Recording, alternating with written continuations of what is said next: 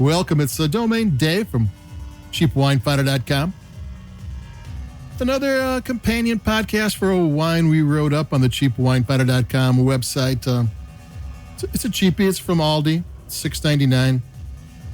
Aldi's wine selection's been kind of stagnant for a couple of months now, and this is one that's been there, but I kind of missed. It's the Intermingled California Chardonnay 2020. And actually on the label, it says Buttery California Chardonnay. So there you go. It's $6.99 if I didn't say that already. And it's, I checked the California Wine Colo. That's the people who do the labels. And the winery of record is Sutter Home on that. And Sutter Home is it's a brand owned by Trinchiro Family Estates, who've been around for like 70 years or something. And they do Menage a Trois and Folie Deux and Charles and Charles and Joel Gott. They have about 45 different wine brands that you've heard of. Plus, they have their own wines, and so they're legit. Sutter Home was like a 130-year-old winery that went out of business during Prohibition, and then they brought it back, and now it's like an inexpensive wine. And we're drinking an inexpensive Aldi Chardonnay, so it works. You know, Trinchiro has, it was made at Sutter Home's winery. They have probably 5 or 6 different facilities to make different wines, and the actual wine they said is Intermingle wine brand, which is not a real thing. So I'm going to take a sip and we're going to talk about it because it's a buttery Chardonnay and it's only $6.99.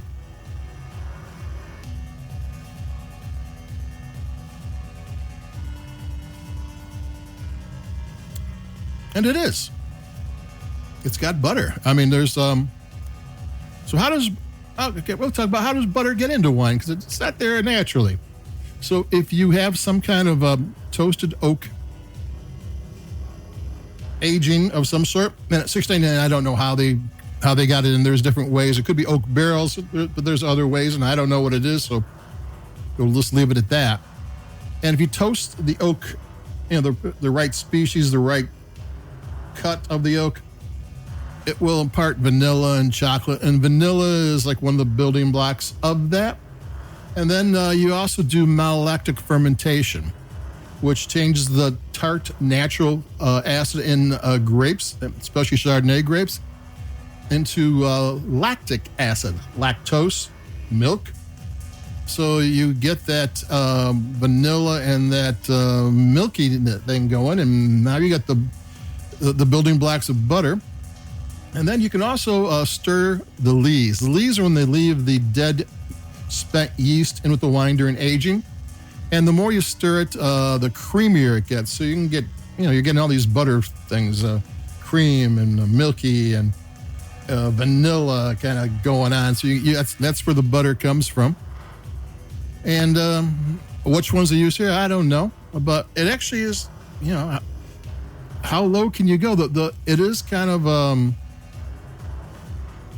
it's kind of a real, it's not over the top butter. It's real there. If you like a little bit of that flavor in your Chardonnay, this is about as cheap as you can get a real buttery Chardonnay. It tastes pretty good, and it's decently balanced.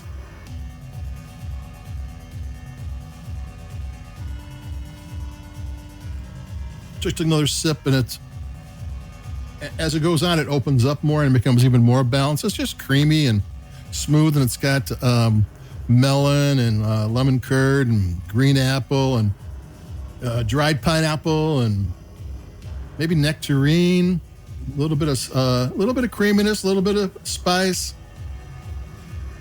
maybe a little bit of lime. Yeah, it's got decent flavors.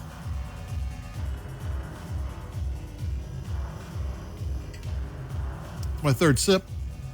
I chilled it first, figuring an expensive white wine should be chilled, but it's tasting better now that it's warm up.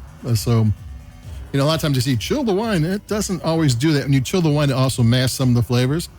And I think sometimes inexpensive wines need all the help they get. They don't need any of their flavors masked. So if someone tells you to chill it, and you don't feel like it, don't do it. I mean, if you're into chilled wine, if you like that, 'cause I even see people chilling red wine, and fine if you like it. But it seems like room temperature will do it for most people. So what we have here is the Intermingled California Chardonnay 2020, Buttery, California. And it actually is, and it's actually about as low as you can go and still get decent buttery Chardonnay. I know buttery isn't always the most popular Chardonnay in the world, but it actually does a decent job of it. And you want an inexpensive daily driver, this would do it. And because over the top butter is not where I'm at, but this doesn't have it. So that's it for me. Domain Dave from cheapwinefighter.com. Keep it cheap, stay safe, stay cool. And we'll have more wines. I'm heading off to Costco, so we'll get some of their wines, and we'll talk about those in a couple of days. So adios. Bye-bye.